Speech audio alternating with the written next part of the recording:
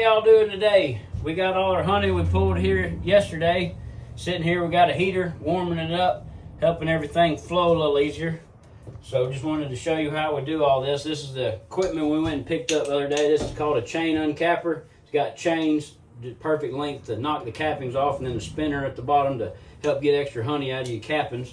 So you take your drawn comb, capped over, throw it on there.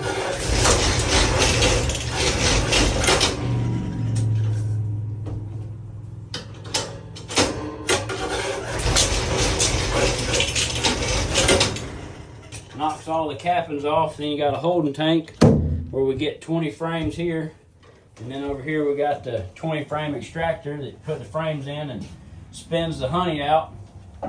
And then once it's done, you drain it out into a bucket, and we use a paint filter to get all the little bead parts and plastic parts out of everything. And we're about halfway done. Been at it for a little while now, but we'll get her done soon. Thank y'all.